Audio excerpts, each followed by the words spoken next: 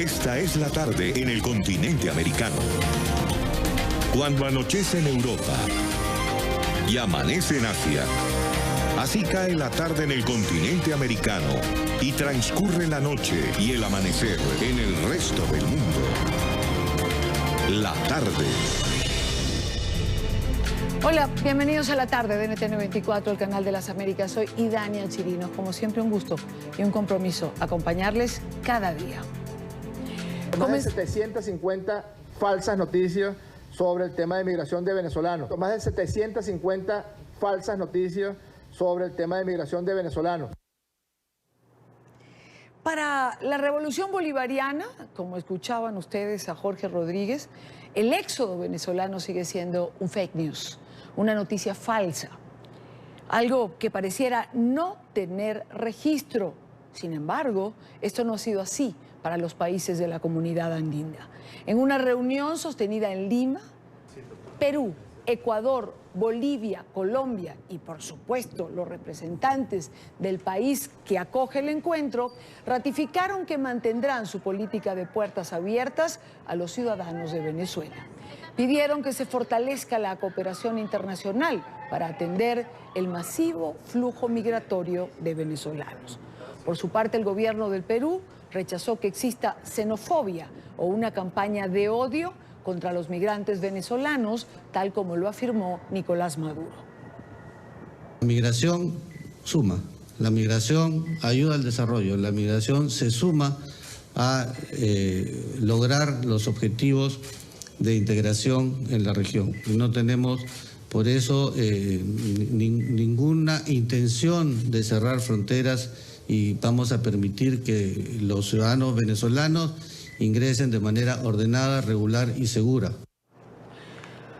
Ordenada, regular y segura es, digamos, las tres palabras: ordenada, regular y segura. Son las tres palabras que se usan. Cuando uno ve el flujo de gente, se pregunta si realmente pueden ser ordenada, regular y segura este ingreso de los venezolanos al Perú, a Colombia o a Brasil, que son, digamos, los países, y Ecuador, por donde los venezolanos están llegando en mayor volumen. Quiero saludar en esta parte del programa a María Teresa Velandria, analista internacional, profesora universitaria, que se encuentra en la tarde de hoy con nosotros en el estudio. María Teresa, como siempre, bienvenida. Buenas tardes para todos. El éxodo es la noticia que hemos tratado durante todos estos días y evidentemente es la que ocupa la primera página en la información. Creo que no hay medio de la región que usted no consulte que no tenga una noticia en relación al éxodo. Esto ha llevado a reuniones multilaterales como la que acaba de producirse en Lima, intentando buscar una respuesta que sea de todos los países y no de uno solo en particular. ¿Tardaron en darse cuenta, y es una pregunta que hago constantemente, tardaron en darse cuenta los gobiernos de la región que el éxodo había que atenderlo de esta manera? Mira, yo creo que han pasado varias cosas. La primera, que como es inédito, nadie estaba preparado para atender un flujo migratorio tan grande. En segundo lugar, digamos, la crisis del éxodo se ha materializado en el año 2018. Los venezolanos comenzaron a salir de Venezuela en el año 2002, solo que era una migración voluntaria. Vale decir, la gente migraba porque estaba buscando otros derroteros. Incluso muchas personas planificaron su proceso migratorio, encontraron trabajo en otros países, cumplieron con los trámites de residencia, de migración, pero desde el año 2017 en adelante es que estamos viendo una salida masiva, compleja, diaria, permanente de venezolanos que incluso están llegando a otros países sin los documentos necesarios para acreditar su condición migratoria. Nadie estaba preparado para esto. Y hay dos elementos: ni los países tienen la capacidad para atender la demanda, por ejemplo, en materia de servicios de salud. Los venezolanos están llegando a muchos de los puestos migratorios, a los campamentos de refugiados, con enfermedades, con desnutrición, mujeres que están cruzando la frontera para dar a luz. Entonces, el sistema de salud de cada uno de los países de la región se ha venido sobrecargando y eso ha hecho entonces que hoy nuevamente la Unión Europea haya destinado 35 millones de euros a los países que están atendiendo el éxodo venezolano para que puedan, de alguna manera, sin tenerlo contemplado en sus presupuestos ordinarios, incorporar ese flujo de dinero para atender a la migración. Eso por una parte. Y por otra, que las economías de la región no tienen la capacidad de absorber la mano de obra que se ha venido desplazando. No es lo mismo quizás competir por un mercado laboral profesional, médicos, economistas, profesores universitarios, etcétera, que esta mano de obra que está migrando ahora, que viene a ocupar los espacios de los oficios. Entonces, ¿cuál es la diferencia cuando nosotros recibimos esa migración en Venezuela? Que Venezuela entre los 70, los 80 y los 90 tenía una economía creciente que era capaz de absorber esa mano de obra de manera muy eficiente y de darle espacio a toda esa migración peruana, colombiana, boliviana, haitianos, dominicanos que llegaron a nuestro país e incluso lo había hecho antes de los 50 cuando llegaron los españoles, los italianos, los portugueses, etcétera. La economía de la región no está tan abierta a un flujo tan grande para que sean absorbidos dentro de las propias economías. Quizás la economía que tiene el mayor desarrollo y que se puede considerar una economía de primer mundo es Chile, y llegar a Chile es muy complicado. ¿Verdad? Que son muchos los elementos que están generando información y por eso se están dando estas reuniones multilaterales, porque la crisis del éxodo es una crisis transfronteriza, transregional, que está afectando todo lo que acabo de mencionar, pero que también se puede convertir en un problema de seguridad, como hemos visto, esta banda que fue capturada en Perú, que eran parte del Tren de Aragua, o personas que están cruzando la frontera con armas, que vienen entonces a incorporarse no a actividades de trabajo lícitas, sino que vienen a incorporarse, por ejemplo, a las disidencias de la FARC en Colombia o al ELN o a formar parte de las BACRIN. Entonces es un problema bastante complejo. La comunidad andina se reúne el día de ayer. Desde la perspectiva de este grupo, ¿qué soluciones pueden aportar? ¿A dónde pueden llegar de trabajar mancomunadamente? Bueno, lo significativo de la reunión de ayer es que la comunidad andina sigue existiendo, a pesar de que Venezuela se retiró de ella en el año 2011, y se reúne el Comité Andino de Migraciones para tratar de encontrar, como tú bien señalas, soluciones conjuntas y combinadas, porque esto es casi que una operación de planificación militar, de operaciones conjuntas y combinadas de cómo atender el primer puesto fronterizo por donde ingresan los venezolanos, que es Colombia, cuántos se quedan en Colombia, cuántos se quedan al interior de Colombia, no solamente en la zona fronteriza, y cuántos de allí entonces siguen camino hacia el Ecuador, luego al Perú y de allí hacia el sur del continente. Atender todo ese flujo migratorio, ese éxodo, necesita acciones coordinadas. Lamentablemente, ayer pues se produjo un acta donde los países se comprometen a unar esfuerzos en materia de inteligencia, en materia de salud, en materia de identificación, extranjería, y esta acta no fue firmada por el gobierno de Bolivia. Ahora, si Bolivia no va a firmar, evidentemente por los vínculos que tiene con Venezuela, ¿para qué participa del encuentro? Porque forma parte de la comunidad y no se ha retirado. Entonces, sigue siendo allí un factor que hay que tener en cuenta porque es un país miembro y como país miembro tiene derecho a participar de las reuniones, pero obviamente no firma el acta donde se acuerdan estas acciones porque sería reconocer la magnitud de la crisis y le serviría de argumentos al régimen venezolano para descalificar a la gente que está migrando, de manera que no es una sorpresa. No es una sorpresa la posición de Bolivia ni la de Nicaragua, y eso lo vamos a ver la próxima semana también en el Consejo Permanente de la Organización de Estados Americanos, que ha sido convocado para el día 5 de septiembre. Del cual ya vamos a hablar. Pero hagamos, digamos, un inciso y vamos a ponerle rostros, intentamos hacerlo cada tarde, ¿no? Porque cada vez son más las historias que nos va dejando este éxodo. Por ejemplo, como la de una familia de 6 integrantes que en medio de su viaje pues le robaron todo lo que tenía. Quiero saludar a nuestro periodista Bernardo Sanabria, tiene más información y sobre todo tiene información importante en relación a la presencia en la zona fronteriza del canciller de Colombia, Holmes Trujillo. Bernardo, buena tarde. Hola, ¿qué tal, Ileana? Un placer saludarlo. Estamos aquí en la tarde, en esta oportunidad, desde la plaza central del municipio de Maicao.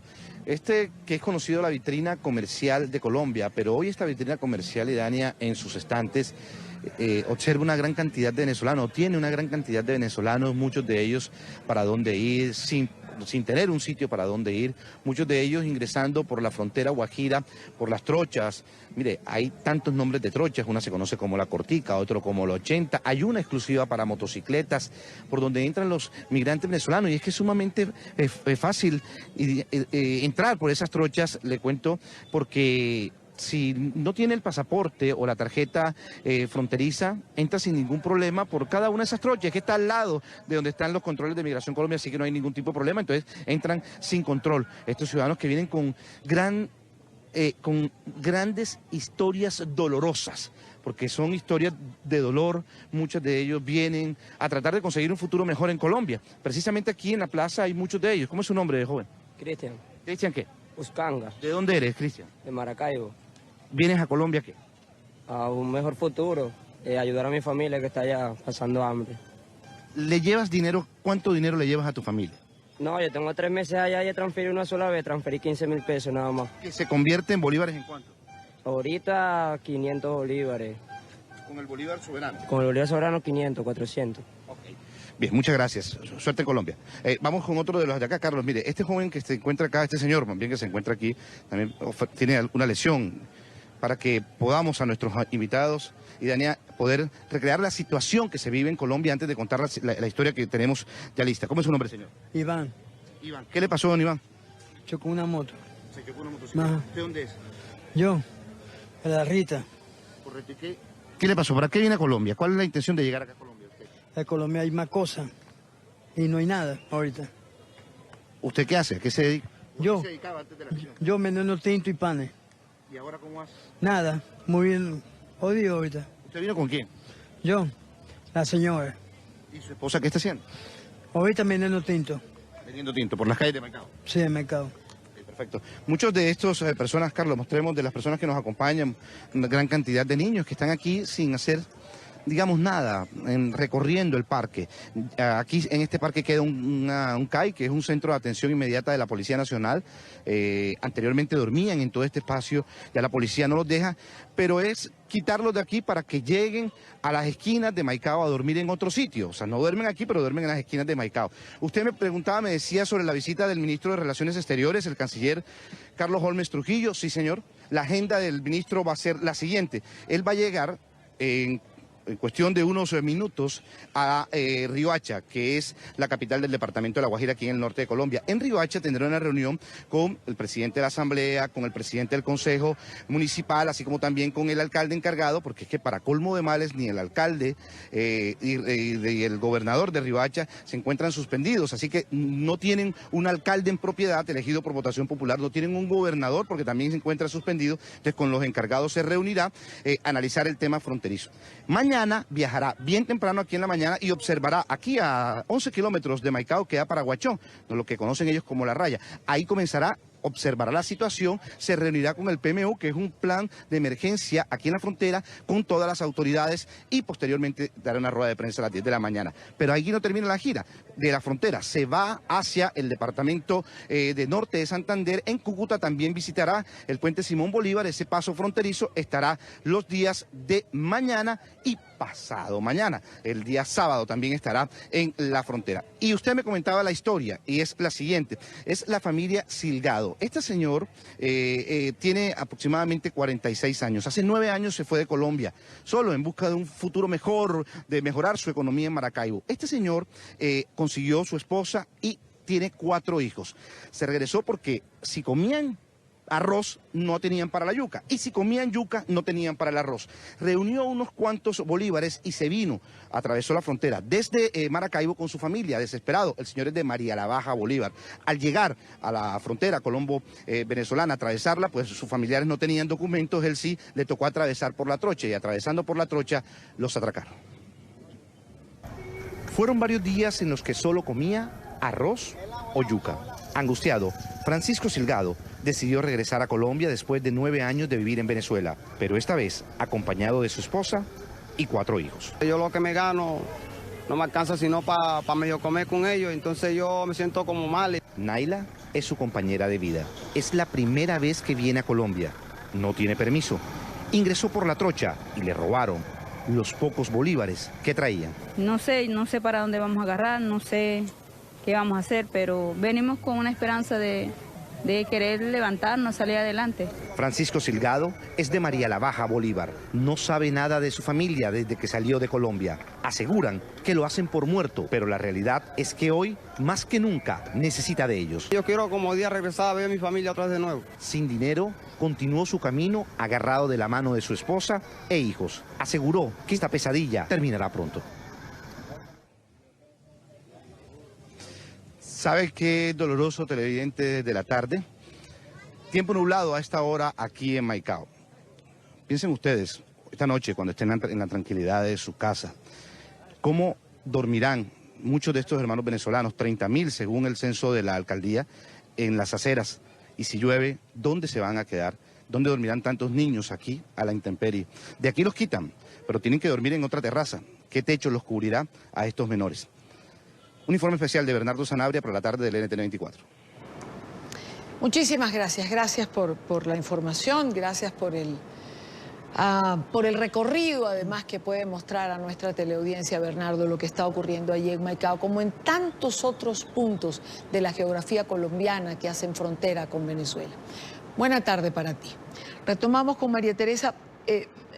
Me gustaría entrar preguntándote, hemos visto que ya está el canciller Carlos Holmes Trujillo allí en la zona fronteriza, que estará mañana y que estará también el sábado. El papel de Colombia en el nuevo gobierno, en el gobierno de Iván Duque, en la búsqueda de soluciones para el éxodo venezolano. Bueno, Colombia tiene un papel fundamental por una razón geográfica. Nosotros compartimos 2.800 kilómetros de fronteras. Y pensar que la frontera se puede cerrar es sencillamente un absurdo. Son 2.800 kilómetros que compartimos, 4 estados venezolanos, 6 departamentos de Colombia, donde la relación personal entre venezolanos y colombianos siempre fue, sobre todo en las zonas de frontera, increíblemente estrecha. Tú le preguntabas a un ciudadano de Cúcuta o a un ciudadano de San Antonio o a un ciudadano de La Raya o uno de Maicao o a uno de Apure y uno de Arauquita, ¿de dónde eres tú? Y la respuesta es de la frontera. Sí. La gente no te decía, yo soy venezolano, yo soy colombiano, yo soy de la frontera. Ser de la frontera es una definición sociológica para las personas que estaban allí. Por eso los temas de frontera siempre tenían que tratarse de manera bilateral. No había forma de que Bogotá mirara hacia un lado y Caracas mirara hacia el otro. Por eso las comisiones de vecindad fueron tan importantes entre 1991 y 1998, porque temas como las migraciones, el transporte, los servicios, la salud, se trataban de manera combinada entre los dos gobiernos. Ahora que tenemos un país receptor de casi 50.000 personas por día, que tiene además que atender esa demanda migratoria, que le incrementa los costos de salud, le incrementa los costos de seguridad, le impide tener un control efectivo de la frontera, que vamos a estar claros, nunca ha existido. Es decir, lo que comentaba el periodista, las trochas antes servían para pasar contrabando de todo tipo. Las trochas ahora sirven para pasar personas, con lo cual pensar que se puede cerrar una frontera de 2.800 kilómetros no es real. Y Colombia es el primer frente en esta solución a lo que debería ser la crisis migratoria, y a Colombia es la más afectada porque es la que está recibiendo el mayor flujo de ciudadanos venezolanos y de colombianos retornados que están regresando a su país y están esperando que su país les brinde oportunidades. Así como nosotros en Venezuela durante muchos años acogimos a más de 4 millones de ciudadanos colombianos que hicieron crecer nuestro país, etc. Así que Colombia tiene un gran desafío, que es liderar el esfuerzo regional, administrar los recursos que está recibiendo de los organismos internacionales, tener un frente político que le permita además seguir articulando las soluciones con el resto de la comunidad andina y con los otros acuerdos de integración, y ser entonces la voz digamos, más fuerte dentro de la Organización de Estados Americanos con relación al tema del éxodo venezolano. Ahora, María Teresa, hablemos de la reunión que ha sido convocada para la próxima semana, el Consejo Extraordinario en la Organización de Estados Americanos, cuyo tema es, por supuesto, el éxodo venezolano. Adelantaba el canciller Carlos Holmes ayer que ofrecía declaraciones y decía que uno de los temas era, de alguna manera, activar el fondo de emergencia migratorio para poder afrontar toda esta circunstancia.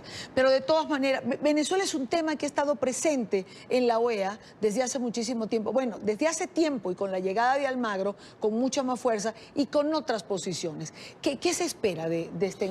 Mira, si hacemos un análisis de lo que era la OEA con Insulza y lo que es la OEA con Almagro, bueno, es del cielo a la tierra, ¿no? Por dos razones. Primero, por la propia figura del secretario general, al cual nunca habrá palabras suficientes para agradecerle todo lo que ha hecho por los venezolanos. Y en segundo lugar, porque ha operado un cambio político dentro de la región también muy importante. Una OEA que fue dominada durante mucho tiempo con el dinero y con la influencia política de Chávez, comienza a cambiar cuando llega Mauricio Macri al poder. Y empiezan a producirse entonces cambios en la orientación política de los países integrantes de la organización. Y al mismo tiempo que se empiezan a generar estos cambios políticos, Venezuela empieza a perder influencia dentro de la OEA porque ya no tiene dinero suficiente y ya no tiene la capacidad de seguir suministrando petróleo a través de las cuotas de Petrocaribe a bajos precios, porque se empieza a caer la producción petrolera. Entonces ocurren como dos eventos: la muerte del presidente Chávez, la reducción de la producción petrolera y el cambio que opera con la llegada de Almagro. Si uno analiza las votaciones de la OEA del año 2014, hace apenas 4 años, Venezuela contaba con 30 votos sólidos y solamente 3 o 4 países que se oponían. En la última resolución del 5 de junio de este año, del 2018, son exactamente 3 países los que votan a favor de Venezuela y 30 países que deciden respaldar la resolución que fue adoptada en el marco de la Asamblea General de la Organización de Estados Americanos. De manera que lo que ha sido el proceso de activación de la Carta Democrática ha encontrado tropiezos porque todavía quedan 3 o 4 países que no terminan de votar favorablemente por una sanción política a Venezuela. Uno de ellos Uruguay, y yo lo explicaba en un artículo que escribí que decía que Uruguay, más que favorecer la posición del régimen venezolano, lo que no quiere es darle más poder a Almagro por un problema de luchas internas dentro del Uruguay. Es decir, es más en contra de Almagro que a favor del régimen de Nicolás Maduro. Entonces creo que esta reunión viene muy a propósito, fue solicitada por el propio secretario general y se va a realizar en la ciudad de Washington la próxima semana. Es una reunión extraordinaria del Consejo Permanente que se hace todos los miércoles y veremos pues cuáles son las resoluciones que se van a adoptar allí, pero una de ellas seguramente va a contar con el acta de la Comisión Andina de Migraciones de ayer y de los esfuerzos regionales que se están llevando a cabo, y además insistir en lo que fue el informe de Luis Almagro, que fue entregado a la Corte Penal Internacional, más el informe de la Organización de las Naciones Unidas, que a lo cual se suma también la crisis de Nicaragua, de manera que la OEA ha estado muy activa en 2 crisis muy importantes, la venezolana y la crisis de Nicaragua. Ambas sin solución. Así y es. ambas son crisis en desarrollo, una más larga que la otra. Ojalá Nicaragua, o la crisis por la que atraviesa Nicaragua, tenga una solución más pronta que la de Venezuela, que a pesar de todo lo que vemos a diario no pareciera tener una solución política, por lo menos en corto plazo. María Teresa, como siempre, un gusto tenerte en el programa. Igualmente, gracias, Idani, un placer. Son las 5:25 minutos en la costa este de los Estados Unidos. Revisamos otros temas de la agenda informativa del día. Es noticia el jefe del gobierno español, Pedro Sánchez, quien expresó este miércoles su apoyo al presidente de Colombia, Iván Duque, ante el reto migratorio que debe afrontar el Ejecutivo colombiano por las personas procedentes de Venezuela que cruzan la frontera ante la situación de miseria que se vive en el país. Hoy, Bruselas aprobó un paquete de 35 millones, lo comentábamos hace unos minutos con nuestra invitada, con María Teresa Belandria, para atender la crisis. Vamos a Bogotá, donde hoy se reunieron los presidentes de España y Colombia. Carolina Valladares ha hecho esta cobertura. Carolina, buena tarde. Buenas tardes, pues nos encontramos en la Casa de Nariño, como se conoce aquí en Bogotá, Colombia, la Presidencia de la República. Hace minutos que acabó esa comparecencia de los presidentes Pedro Sánchez de España e Iván Duque de Colombia, en la comparecencia conjunta ante los medios. Pedro Sánchez habló sobre 2 puntos de importancia entre ambos países, entre ellos la situación en Venezuela y también el proceso de negociación con la guerrilla del ELN. Sobre Venezuela, el presidente de España dijo que, alabó de hecho los extraordinarios esfuerzos esfuerzos de la sociedad colombiana y también el esfuerzo humanista, dijo el presidente Iván Duque, para evitar la deportación de tantos cientos de miles de personas que huyen del régimen de Nicolás Maduro.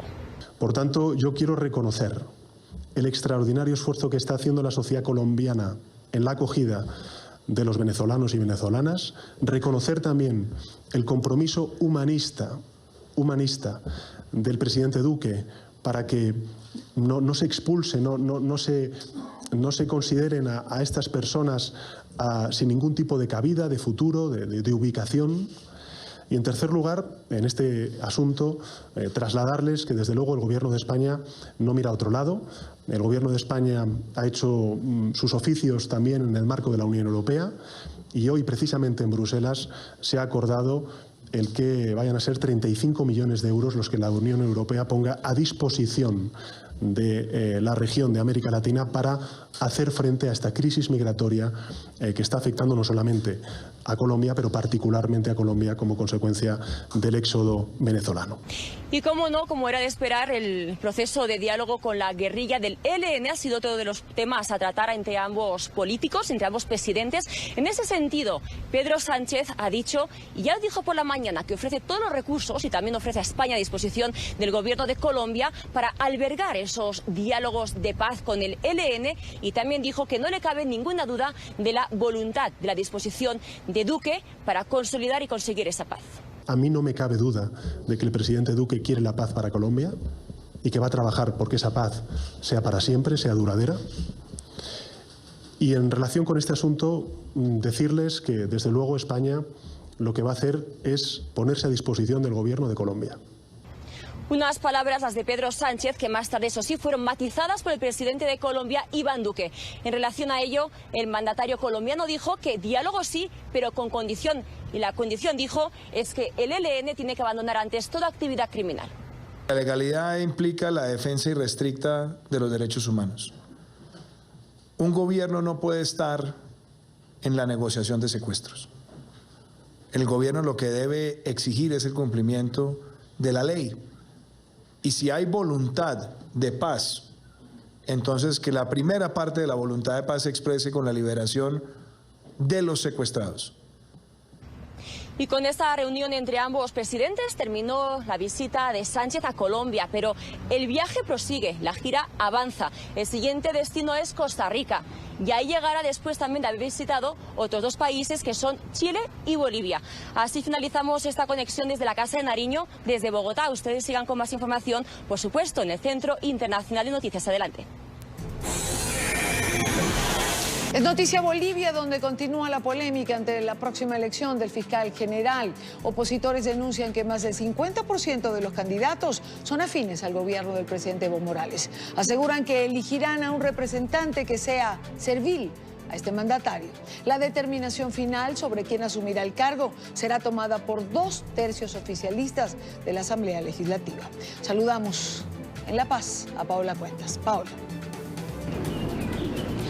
¿Qué tal, amigos de la tarde? Corresponderá elegir al nuevo fiscal general del Estado de Bolivia. 53 candidatos se presentaron en la Asamblea Legislativa y surgen susceptibilidades por parte de la oposición, ya que dentro de estos postulantes, por ejemplo, está un exministro del gobierno del presidente Evo Morales. Nadie desconoce su derecho constitucional a optar, a postular, a trabajar. Pero en el caso de él es evidente que tiene una vinculación política con el MAS. El expresidente del Tribunal Constitucional que aprobó la reelección, el doctor Valencia, y quien yo rescato su lógica progresista, pero que tiene una clara contaminación con este gobierno. Yo soy un convencido que lo que hay es una tramoya para legitimar a una autoridad que lo que tiene que hacer es cumplir una instrucción, mantener cautivo al Ministerio Público, perseguir a quien piensa diferente y proteger a quien respalda el proceso. Según opositores, más del 50% de los postulantes son afines al oficialismo. Los seguidores del presidente Morales recuerdan que habrá un espacio para impugnaciones y les piden que presenten sus observaciones por esta vía. Y no están con manos atadas ni con la boca tapada los hermanos de la oposición. Ellos pueden hacer cualquier observación y argumentación para dejarlos afuera. Pero claro, no se los vamos a hacer nosotros su trabajo. Al momento se realiza una evaluación de méritos, habrá también una prueba escrita y una prueba oral. Los seguidores del mandatario también recalcan que no serán ellos los evaluadores, sino también habrá participación de profesionales de universidades distinguidas en este país. Que sea el sistema universitario nacional quien participe en la calificación, revisando el aspecto curricular, la especialidad, revise, desarrolle el examen escrito en el país, y eso pues nos da la solvencia, la credibilidad. Y así como se registró el nombre de un exministro, también hay postulantes identificados como opositores al gobierno del presidente Evo Morales. Es el caso del ex magistrado del Tribunal Constitucional, Gualberto Cusi, que recordemos fue llevado a proceso luego de haber manifestado su oposición a la reelección del presidente Morales. Que me elijan a mí, imposible, difícil. Entonces, tiene que ser una persona que es sumiso y prácticamente manejable por el poder en este caso. Hasta la primera semana de octubre, por 2/3 de la Asamblea Legislativa, se elegirá al nuevo fiscal general del Estado. 2/3 oficialistas existen al momento en esa instancia. Con la información retorno al Centro Internacional de Noticias. Buenas tardes.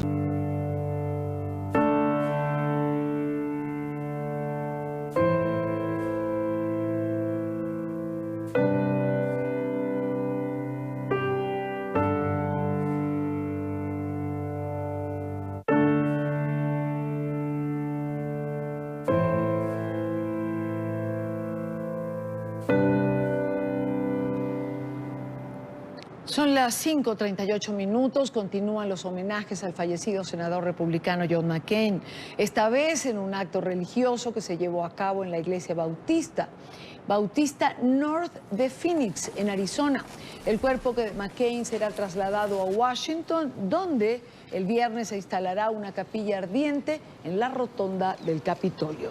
El sábado tendrá lugar el funeral en la Catedral Nacional de la capital, donde habrán de participar como oradores los expresidentes George W. Bush y Barack Obama. El domingo McCain será enterrado en la Academia Naval de los Estados Unidos en Annapolis, Maryland. Hoy, el encargado de hablar fue el ex vicepresidente Joe Biden. Mi nombre es Joe Biden. Soy demócrata y quise mucho a John McCain. Los estadounidenses saben que John McCain creyó tan profundamente y tan apasionadamente en el alma de Estados Unidos que hizo que fuera más fácil para ellos tener confianza y fe en el país. John fue un héroe, su carácter, su coraje, el honor, su integridad, pero creo que lo que más sobresalió fue su optimismo. Eso fue lo que hizo a John muy especial. Un orador demócrata para reconocer los valores del senador McCain. Y en otro orden de ideas, ya son varios los casos en la frontera México y Estados Unidos de ciudadanos americanos a los que les niegan la renovación de su pasaporte. A varias personas de origen hispano les ha ocurrido esto porque las autoridades dudan de su lugar de nacimiento. Saludamos a Mauricio Cárdenas, quien tiene más información en Los Ángeles. Saludos para todos ustedes en la tarde.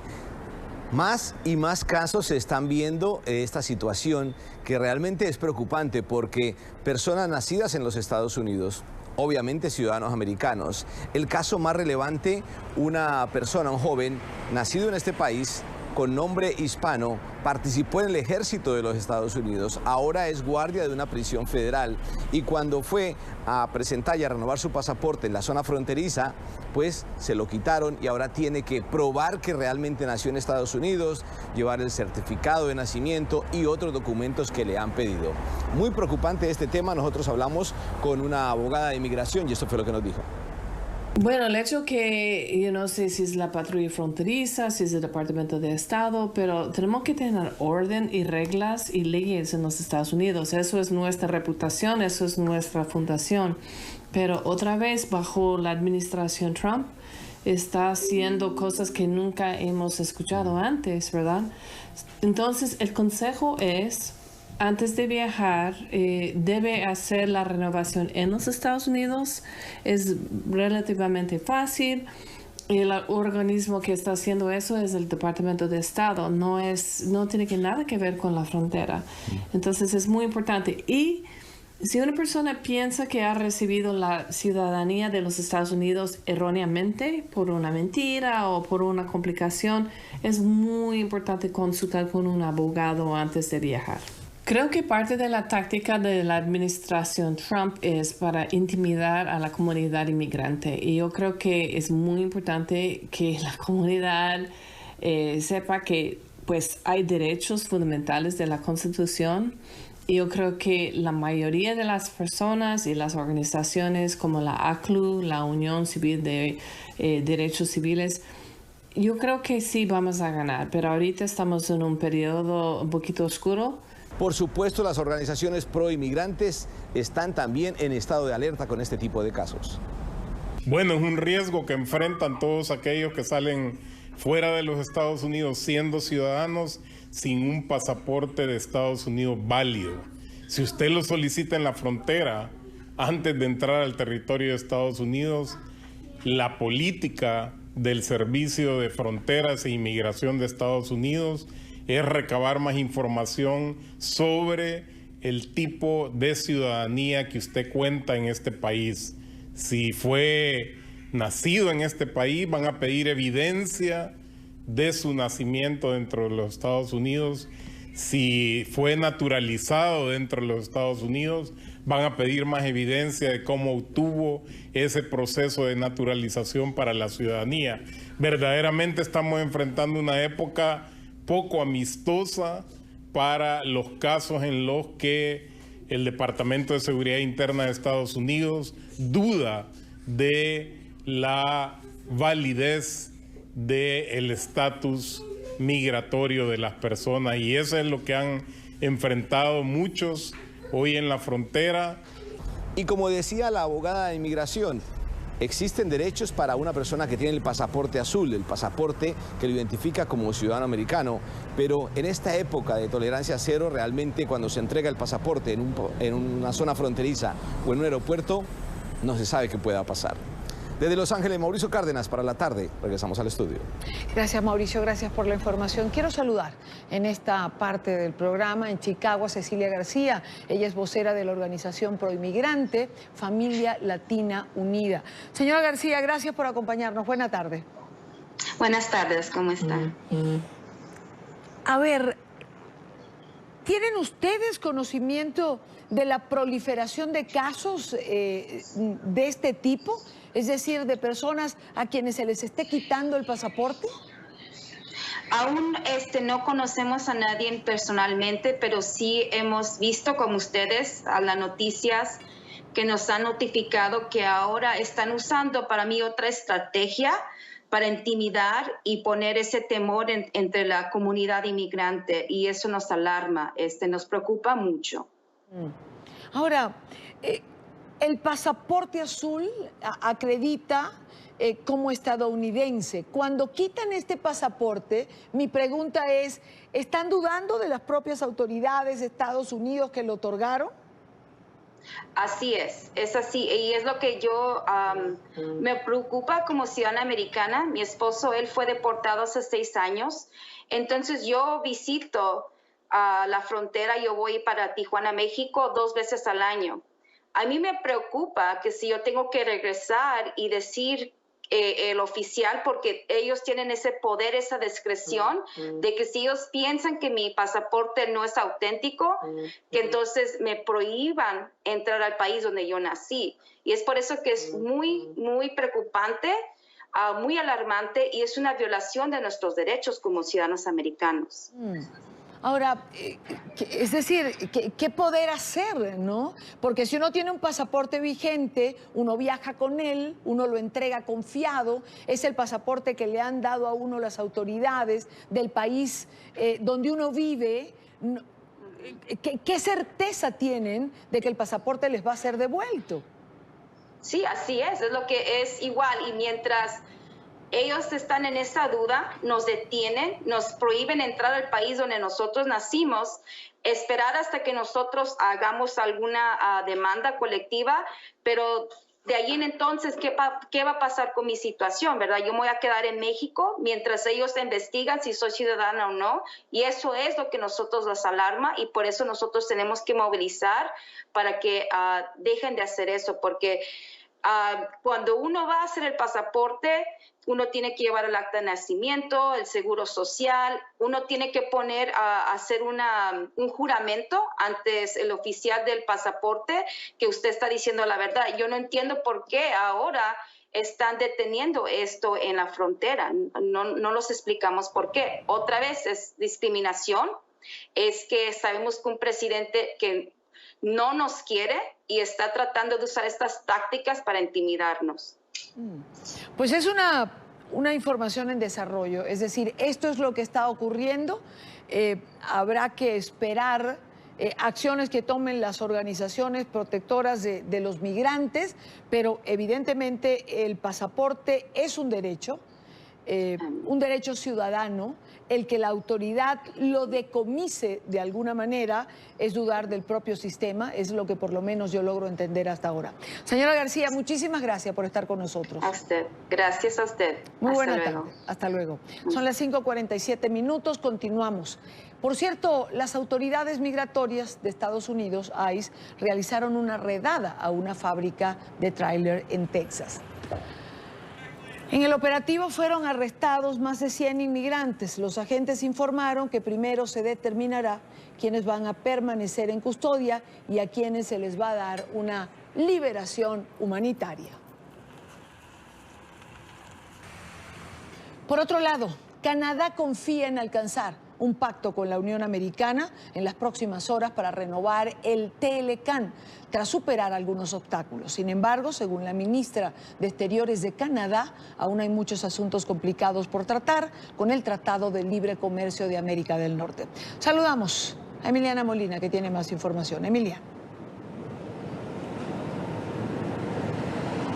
Y Dania, ¿qué tal? Muy buenas tardes. Así es, Chrystia Freeland, la ministra de Exteriores de Canadá, ha salido en varias ocasiones precisamente a la oficina del representante de comercio aquí en Washington para mantener a los medios de comunicación informados sobre los avances de negociaciones sobre el TLCAN. Pues los grupos de ambos países, tanto Estados Unidos como Canadá, están trabajando en estas negociaciones desde el miércoles hasta el jueves en la madrugada, incluso el día de hoy.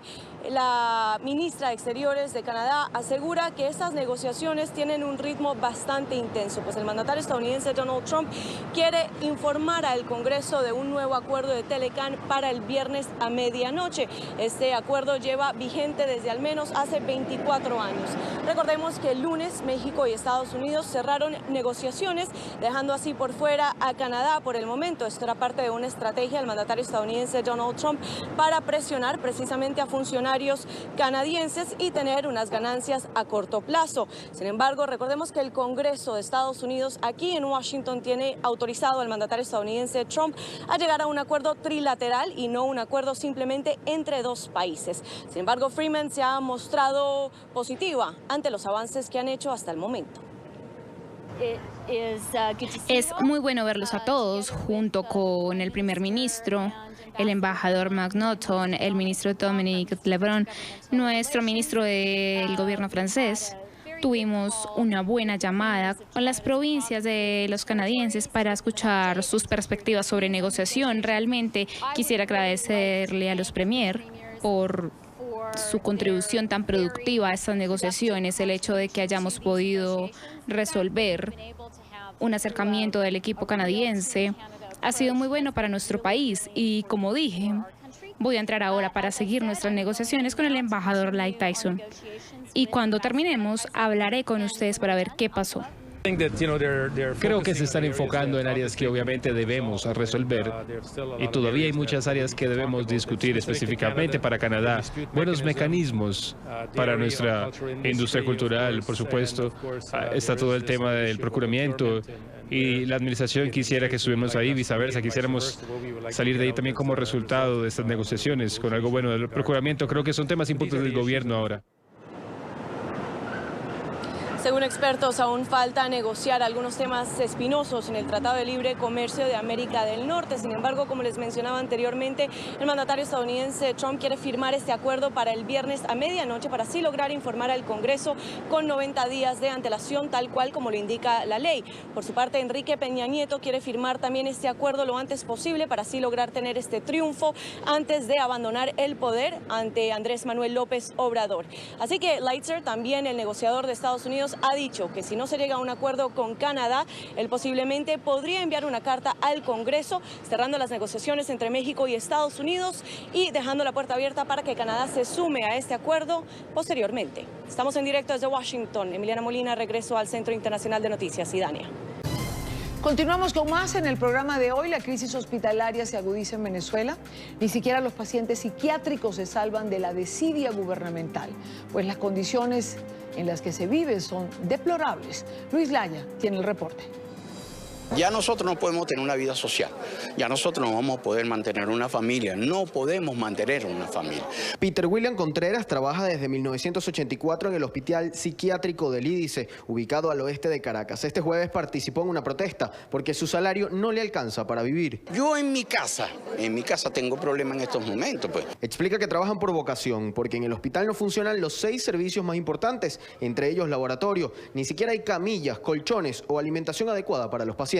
Nosotros venimos es por amor al paciente. El paciente del Hospital Psiquiátrico de Caracas está desayunando con lentejas, almuerza con lentejas y cena con lentejas. Todos los días se siente excluido como trabajador. Asegura que el gobierno los discrimina a ellos y a los pacientes al no reconocer sus necesidades. Diciéndose llamar trabajador obrero, no ha llegado a un hospital para ver cómo nosotros estamos viviendo a diario. Los médicos venezolanos también rechazaron la respuesta del gobierno nacional a sus protestas con supuestas soluciones a través del Congreso Revolucionario de la Salud, en el cual no se sienten representados y aseguran que no tomaron en cuenta sus propuestas y exigencias. No se consultó en los hospitales, no nos consultaron a ninguno de nosotros, es un congreso sesgado, solamente de partidarios del partido de gobierno, que no están satisfaciendo las propuestas que queremos, que son dotación, mejorar la infraestructura, mejorar los equipos y evidentemente los sueldos de miseria que estamos percibiendo los trabajadores de la salud.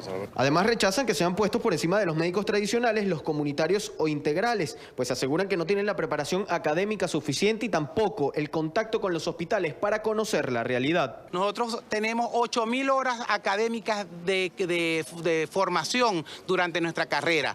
Por vías extraoficiales, porque nadie conoce el pensum de estas universidades, ellos a duras penas llegan a 3.000 horas académicas. Quiere decir que la formación no se puede comparar. De hecho, si ustedes deben haber leído las noticias, los médicos integrales comunitarios que están intentando insertarse en Colombia no los aceptan. En Ecuador tampoco los aceptan y ayer salió que en Perú tampoco. Los médicos exigen mejores condiciones de trabajo, principalmente más insumos para poder atender a los pacientes. Exigen no ver perder más vidas por no tener qué hacer. Desde Caracas, Venezuela, para la tarde de NTN 24, Luis Alejandro Laya. Y a propósito de salud, una declaración del exministro de Salud de Venezuela causa preocupación. Traduce la realidad, ¿no? Asegura que el país ya no exporta petróleo, sino sarampión. Alertó sobre la mala gestión del gobierno en materia de salud pública. Quiero saludar en esta parte del programa al doctor José Félix Oleta, exministro de Salud en Venezuela. Doctor Oleta, bienvenido. Buena tarde para usted. Muy amable, Idania. Siempre a tu orden. No, amable a usted por atendernos. Doctor, el sarampión ya es una epidemia, es decir, estaba revisando las cifras de los casos del 2017, que eran 727 según lo que leía, y en el 2018, en lo que va de 2018, ya están en 3.545. Ciertamente, hay un incremento de 4 veces y media del número de casos ocurrido en 2018 cuando se le compara con el año 2017. Tenemos 13 meses de circulación del virus en nuestro país y se ha afectado la totalidad del territorio nacional. Cuando hay casos autóctonos y esa circulación se hace endémica, bueno, el país pierde su reconocimiento como un territorio libre de sarampión y es lo que nos ha ocurrido. En 2016 fue reconocido el país como si fuera libre de sarampión. La persistencia de esta epidemia durante tanto tiempo nos revela que las medidas de control que se han aplicado han sido inefectivas e insuficientes. Al tanto, pues, que todavía tenemos casos activos y en los últimos meses, y en forma muy preocupante, se han producido casos en las etnias indígenas de los territorios más remotos de la zona del delta del Orinoco y también de los nacientes del Orinoco. Me refiero a los indios Yanomami en la zona del Amazonas, del Alto Orinoco, donde al menos 53 de ellos han fallecido. Y en el caso del delta, 53 casos también mortales de sarampión. Destaco esto porque son poblaciones muy vulnerables, no vacunadas y muy susceptibles porque no tienen inmunidad natural, tienen desnutrición y tienen todas las condiciones de tipo ecológico para facilitar una enfermedad de alto impacto en estos grupos humanos. Ahora, doctor Oleta, dado la movilidad de los venezolanos en este momento a través del continente, a través de toda la región, ¿no pudiera incrementarse la presencia del sarampión en otros países a donde los venezolanos están llegando producto del éxodo? Colombia, Brasil, Ecuador, Perú. Precisamente, esta es una de las preocupaciones más importantes de la Organización Panamericana de la Salud. Una misión especial vino a Venezuela, encabezada por la directora de la OPS en el mes de junio. Y tuvo conversaciones con diversos grupos y, por supuesto, manifestó la preocupación de que el problema epidemiológico de Venezuela está repercutiendo sobre los sistemas de salud y sobre las poblaciones de los países vecinos. En el caso particular de sarampión, desde el mes de febrero hemos exportado casos de sarampión a Brasil y hoy en día los territorios correspondientes a Roraima y Amazonas en Brasil son presa de una epidemia secundaria a la epidemia nacional, a la epidemia generada en Venezuela. En el caso de Colombia tenemos también unos 38 casos confirmados que son casos originados en Venezuela, en diversos estados de Venezuela. Y más allá de las fronteras colombianas, en Ecuador, no menos de 13 casos, y finalmente en Perú, 3 casos adicionales de personas que viajaron de Venezuela, impulsados por esta situación de diáspora, de migración masiva forzada, que ha llevado más allá de nuestras fronteras a numerosas personas no vacunadas, enfermas y muchas veces desnutridas. Ahora, la Organización Panamericana de la Salud ha pedido a las autoridades en Venezuela tomar medidas urgentes. ¿Qué medidas tendrían que ser tomadas? Que asumo, hasta ahora, no se ha tomado ninguna. Bien, son cosas a veces de perogrullo. Primero es el reconocimiento del problema como una emergencia de salud. El gobierno no ha dado nunca una declaración de emergencia en relación con sarampión. Lo segundo es la cobertura total de la población expuesta a riesgo, de modo que las vacunaciones tienen que hacerse por lo menos hasta personas de 39 años que no hayan recibido su vacunación adecuada o completa en el caso de sarampión. Y luego el aumento de la vigilancia epidemiológica y la comunicación a la población de los problemas que están existiendo. Debo identificar un factor además que hace muy difícil el control de este problema y es la censura epidemiológica. No hay datos oficiales para los venezolanos y los datos que recogemos son producto de la información que paradojalmente el gobierno sí da a la Organización Panamericana de la Salud, pero que le niega directamente a los venezolanos, que somos los primeros interesados. Claro, claro. Y que no sabemos cuán confiables son, de todas maneras, las cifras que se le entregan a la Organización Panamericana, porque la estadística en Venezuela no es algo que funcione ya desde hace muchos años. Sin duda, son objeto de subregistros y de subnotificaciones. Claro. Pero en todo caso, Venezuela tiene más del 70% de los casos confirmados de sarampión de todo el continente. Y tenemos también otras enfermedades que estamos exportando. Claro. El caso particular de difteria y en el caso particular también de la malaria. Colombia recibe cerca del 90% de los casos importados que entran a Colombia vienen de las fronteras venezolanas. Pues doctor Oleta, muchísimas gracias por estos minutos. Ojalá tuviésemos noticias más positivas que comentar. Lamentablemente esa no es la realidad. Buena tarde para usted. Muy amable. Hasta luego. Seguimos en Venezuela, donde a raíz de las medidas económicas tomadas por Maduro se teme el cierre masivo de los colegios privados. Organizaciones de padres de familia aseguran que las instituciones educativas no tienen capacidad de cubrir la nómina de los empleados. Carolina Bigot ha preparado este informe. O come o pagas colegio. Los padres venezolanos nunca pensaron debatirse entre darle comida o estudios a sus hijos. Sienten que se desploma la educación privada y esperan con angustia el aumento en la mensualidad. Estoy esperando el mes de septiembre a ver qué es lo que nos va, cuál es la sorpresita que nos viene. Tengo que ir a inscribirlo la primera semana de septiembre. Llegaré allá a que me diga. Yo por lo menos, yo me voy a ir antes que finalice el año, me voy del país. Y desde afuera le mandaré a él para que él termine de pagar sus estudios. No me queda de otra. Como todos los venezolanos, esperando que nos suban la matrícula porque eso es lo que viene, lamentándolo mucho. Bueno, va a ser bastante forzado, no va a ser fácil.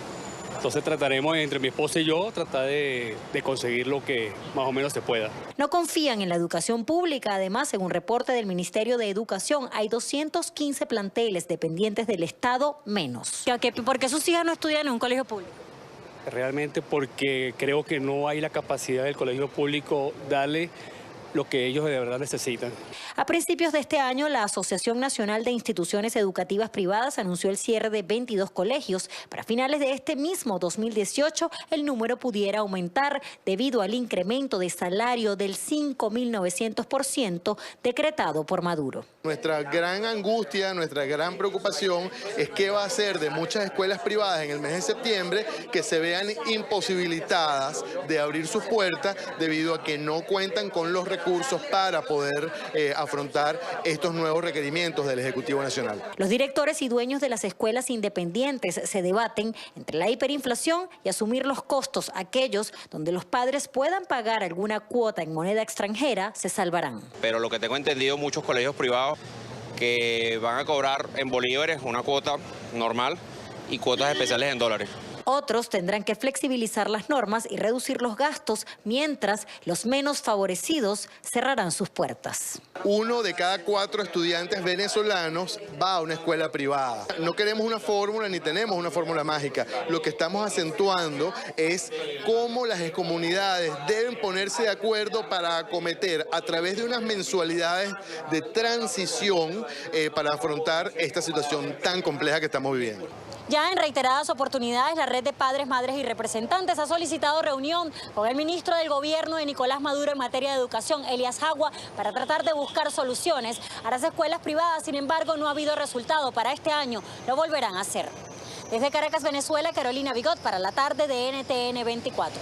Gracias, Carolina, por la información. Saludamos en esta parte del programa a Fausto Romeo, él es presidente de la Asociación Nacional de Instituciones Educativas Privadas en Caracas y director general del Consejo Educativo.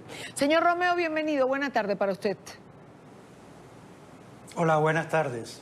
¿Cómo afrontar esta circunstancia donde las medidas económicas están colocando la educación privada? Bueno, esto es una medida que surge del 17 de agosto, fundamentalmente con 10 medidas, 10 normas que establece el presidente Maduro, de las cuales impacta más fuerte es el aumento de sueldo. Este aumento de 5.900%, donde aún no ha salido en Gaceta a la fecha que estamos ya, y que nosotros tenemos esperando para ver cuál va a ser el procedimiento, las normas que vamos a establecernos, indicarnos para este fin. Ahora, Ustedes tienen que afrontar, evidentemente, un alza en el salario de los empleados. Para poder hacer eso, hay que aumentar, evidentemente, la mensualidad de los colegios. El problema es que ante una situación tan deteriorada, señor Romeo, y esto se convierte en un círculo vicioso, ¿cómo los padres pueden afrontar el alza en la educación?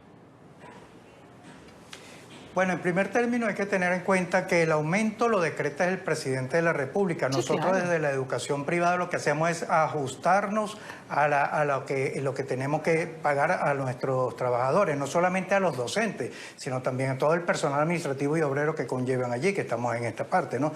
Ahora, cuando nosotros hablamos ni siquiera de mensualidades, sino de cuota de escolaridad, porque es la escolaridad que paga cada padre para poder mantenernos en nuestras instituciones, que no solamente son eso, sino un 70% de ese presupuesto de funcionamiento que va a todo lo que es aspecto laboral y el otro 30% a lo que es aspecto operativo. Bueno, en Venezuela no solamente hay una hiperinflación, hay una mega devaluación también que se presentó en esa misma fecha y se está viendo en este momento.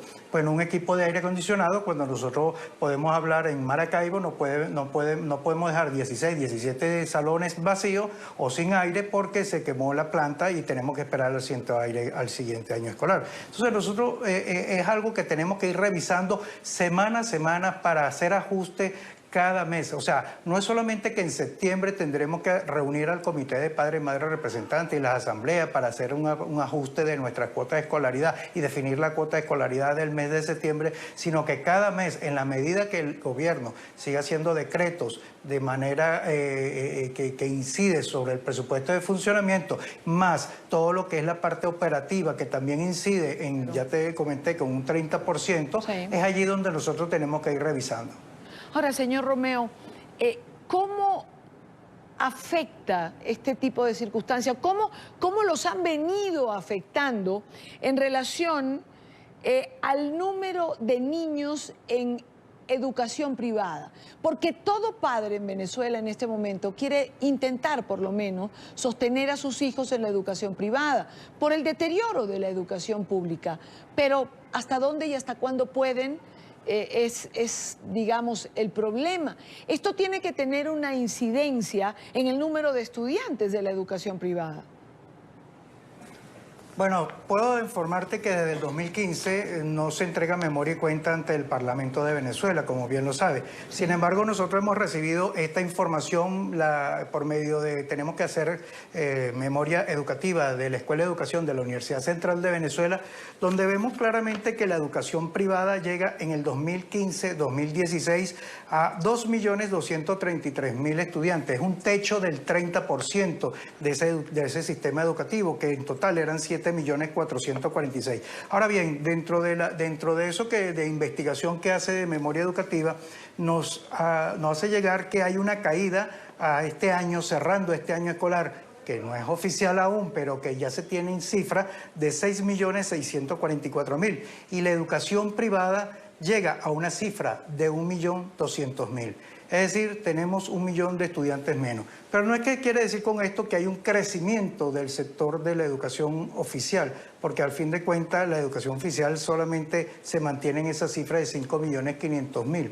Es decir, hay una variable. Parece ser que en Venezuela la tasa de crecimiento no existe, porque el Ministerio de Educación, cada cifra que nos arroja, cada cifra que nos va señalando, hay una tasa de estancamiento de los estudiantados desde el año 2005, en el sector privado va creciendo, en el sector oficial va disminuyendo, y ahora cuando para el próximo año tiene una vertiente de llevar la cifra de 5.400.000 que termina este año escolar, lo quiere llevar a 6.500.000 y dejar nosotros en el sector privado 1.200.000.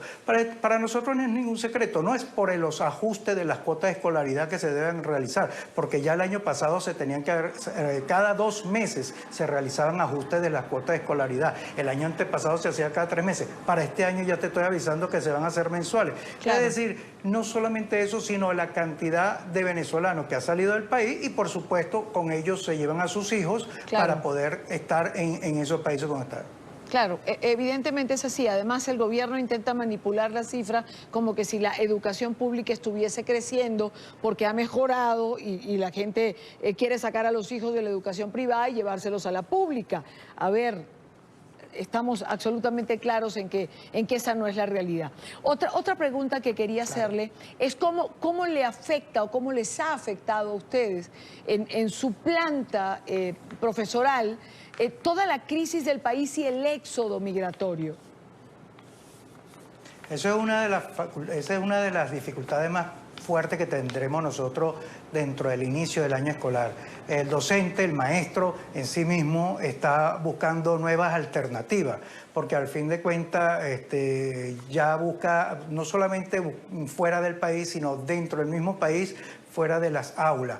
Yo decía hasta el mes de enero que los pupitres se estaban quedando vacíos por no tener estudiantes, pero ahora tengo que decir que hasta las pizarras se van a quedar frías porque no se encuentran. Pero sin embargo hay alternativas porque al fin de cuentas el Ministerio de Educación permite lo que se llama el profesional no docente, es decir, un ingeniero químico que puede dar clases de química y el ministerio te lo certifica. Claro, hay que tener muy en cuenta algo, la pedagogía, que seguramente no lo tendrá preparado, formado para ser un pedagogo dentro del aula, pero sí sirve para que de alguna manera pueda solventar esa situación. Vamos a iniciar el año escolar con mucho empeño, con mucha energía y con mucho ánimo, pero teniendo en cuenta claramente que vamos a tener dificultades con los docentes. A consecuencia de eso también, con la disminución de los estudiantes que van a haber dentro de las aulas, seguramente vamos a tener que, de un primer año que tenía 5 secciones, seguramente se van a abrir 2 secciones, o un primero, segundo, tercer grado con una cantidad de secciones, van a disminuir la cantidad de secciones, pero cerrar las escuelas, tener una cifra. Creo que vamos a hablar sobre los 400 instituciones educativas privadas que van a estar lamentablemente no abriendo sus puertas para este año escolar, que es en la próxima semana que deberíamos estar definiendo. Es decir, este año que está por comenzar, 2018-2019, 400 instituciones educativas privadas menos va a tener Venezuela. Del sector privado. Sí, del sector privado, del sector privado. En toda Venezuela, pero es bueno que se haga un buen señalamiento, porque de ese 30% que fue la última cifra que tenemos en nosotros, de ese 30%, de esos 2.230.000 a 1.600.000, tener en cuenta que un gran número de esta cifra, una gran cantidad de instituciones educativas, que no podríamos ni siquiera decirte la cifra porque esas son memorias que ni siquiera salen a la luz pública, pero muchos están ubicados en sectores populares, muchos están ubicados en poblados de poca densidad poblacional, y entonces es allí donde se va a ver verdaderamente la crisis. Entonces vamos a ver lo siguiente, la densidad de crecimiento, crecimiento demográfico, es decir, en Venezuela hasta se podría decir que faltarían 2 millones de estudiantes, 3 millones de estudiantes para cumplir lo que se dice el crecimiento de la población de Venezuela. Y por otro lado, la disminución del docente más aquello de la caída de los estudiantes que están saliendo del sector educativo, sea porque sean del país, sea porque inclusive hay dificultades con el transporte, porque los transportes escolares, no solamente los privados, porque ya casi ningún colegio tiene su propio transporte, sino los transportes escolares que prestaban el servicio ya han disminuido y casi un 90%. Es difícil que un transporte escolar pueda iniciar el año escolar porque no tiene los combustibles, los cauchos. En este país, gracias a Dios, la gasolina es gratuita, ¿no? Pero los lubricantes y todo lo que tiene que ver para poderse mantener. Los útiles escolares, los uniformes, o sea, son varias las variables que nosotros tenemos, pero que nosotros desde el sector privado vamos a dar un paso al frente y sí estamos dispuestos a seguir luchando para dar una continuidad a nuestra educación y que no se quede ni un solo estudiante fuera del sistema educativo. Fausto Romeo, muchísimas gracias por estar con nosotros en esta parte del programa. Buena tarde para usted. Gracias, Dania. Gracias a todos. Y una noticia que no queremos dejar de lado es que tras la iniciativa del Departamento de Defensa del Gobierno de los Estados Unidos de enviar el buque Hospital Comfort hacia países a los que están llegando los venezolanos en busca de refugio, se está realizando un llamado para médicos voluntarios que cuenten con ciertos requisitos y que puedan participar de esta misión. Se inscriban a la brevedad para poder ser considerados. Paola Serna tiene esta información. Paola. Hola, ¿qué tal? Muy buenas tardes. La Asociación de Médicos Venezolano-Americanos, VAMA, aquí en la ciudad de Miami, es la entidad que se encuentra a cargo de la selección del personal médico que pueda participar de este voluntariado para ayudar a los venezolanos en la frontera a través del barco hospital que zarpará en los próximos días hacia ciudades fronterizas con Venezuela, en Colombia y también en Ecuador. Aún es información preliminar, hablamos con dos de los miembros que nos dieron algunos detalles de la manera en que pueden participar y quienes pudieran ser admitidos. Sí, casualmente la organización VAMA, que es la que está llevando esto, es la que nos ha pedido los requisitos. Hay requisitos diferentes para los médicos que son venezolanos pero que viven en Estados Unidos, como así para los venezolanos que no tenemos las licencias correspondientes en Estados Unidos, pero sí en Venezuela. Y esos requisitos son desde la cédula, el pasaporte, por supuesto la licencia de médico, de especialidad, qué especialidad tenemos cada uno, porque cada uno va a trabajar. Este es un barco que dice que tiene para 1000 camas, o sea que es un hospital súper completo, y bueno, pensamos que podemos hacer una buena labor y aquí estamos dispuestos a ir a dar nuestro pequeño granito de arena. Es un voluntariado, es muy importante recalcar esto. Esto es una actividad completamente, vamos a llamarlo así, de beneficencia, y en este particular, como bien expresaba Alberto Pierini, es algo netamente con fines humanitarios. La verdad es que el éxodo de venezolanos y de cualquier otra persona de distinta nacionalidad que vaya atravesando la frontera, muchas veces caminando, es susceptible de tener una serie de problemas médicos que tal vez los sistemas de salud de estos países por los cuales ellos están atravesando no estén completamente preparados como para recibir esa cantidad de personas. Este buque hospital pues cuenta con la capacidad de poder resolver una cantidad de cosas, pero por supuesto el recurso humano es fundamental. Necesitamos voluntarios que de cualquier especialidad, de hecho hay hasta de adultos, como somos nosotros médicos de adultos, pero también pediatras. Médicos y profesionales de la salud que se encuentren interesados en participar de esta misión con el barco hospital de los Estados Unidos que atenderá a los venezolanos que están cruzando las fronteras pueden escribir directamente al email voluntariosvama@gmail para conocer más detalles y saber si clasifican y pueden participar de dicho programa. Desde Miami informó Paola Serna para NTN 24. Gracias, Paola, por la información. También en Miami, la Guardia Costera en los Estados Unidos aumenta la vigilancia durante este fin de semana. Viene el Día del Trabajo en Miami o en Estados Unidos. Mayor control en el uso de botes, cumplimiento de las normas en el consumo de alcohol y el número de personas por cada embarcación. Son algunas de las inspecciones que se aplicarán para evitar tragedias. Saludamos a Carlos Rodríguez, que tiene información. Carlos.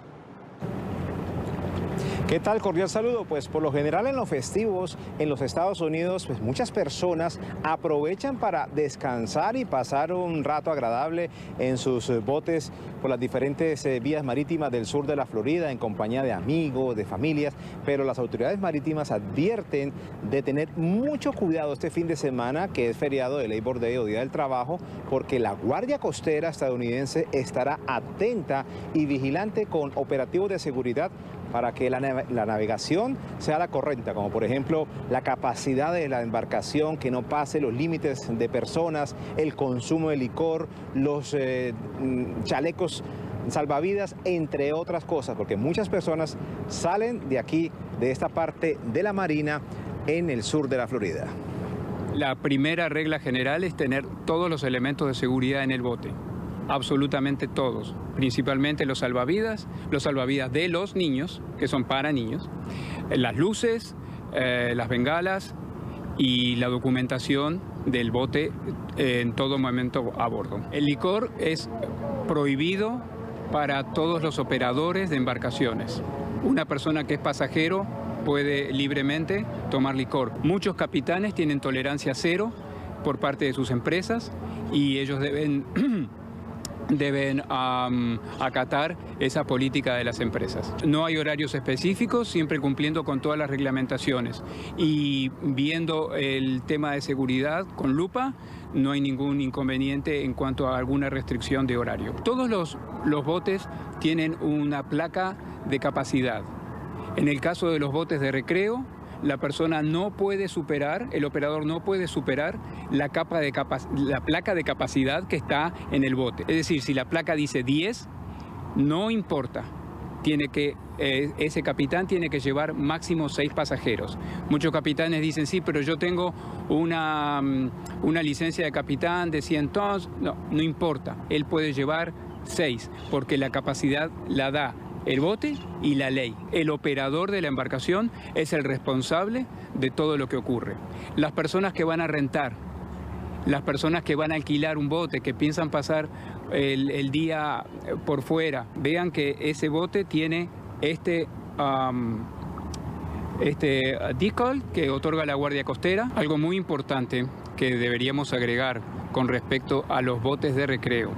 En la Florida, todas las personas que nacieron después del 1 de enero de 1988 tienen que tener una Florida Boating ID Card, se llama. Es un elemento, es un ID que dice que la persona hizo un curso de seguridad.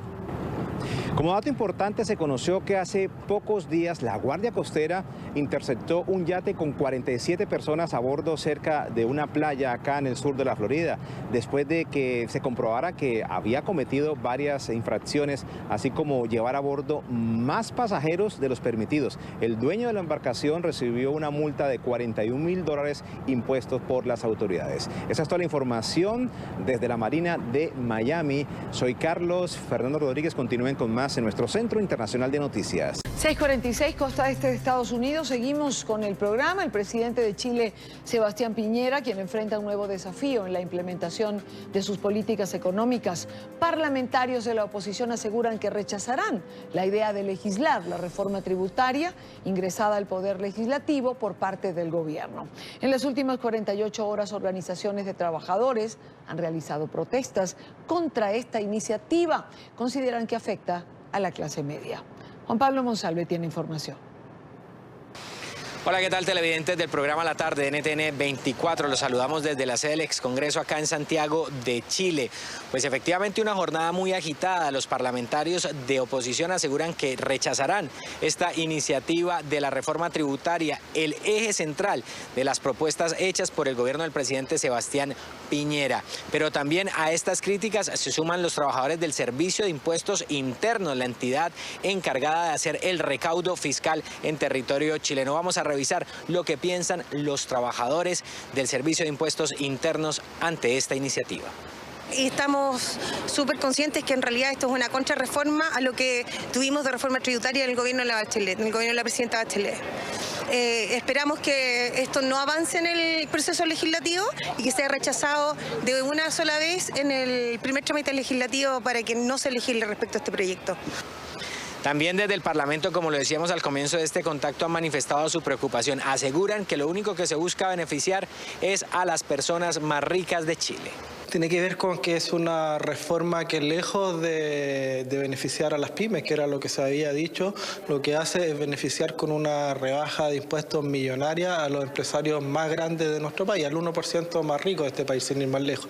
Yo creo que eso es grave, cuando hay más de 800 millones de dólares que se buscan rebajar y más del 80% de aquello se trata de grandes empresarios y no de las pymes, que es las que queremos ayudar. Yo creo que ahí hay un principio que obviamente va a complicar un poco la tramitación de este proyecto, pero obviamente nosotros vamos a estar discutiendo, aportando ideas también y esperamos que salga un buen proyecto, de lo contrario simplemente se va a rechazar. Y es que desde el gobierno del presidente Sebastián Piñera pues se defienden. Ellos aseguran que desde el principio, desde que se concibió esta propuesta, lo que ellos han buscado es beneficiar a la pequeña y a la mediana empresa en Chile. Así lo ha dicho en repetidas ocasiones el ministro de Hacienda de Chile, Felipe Larraín.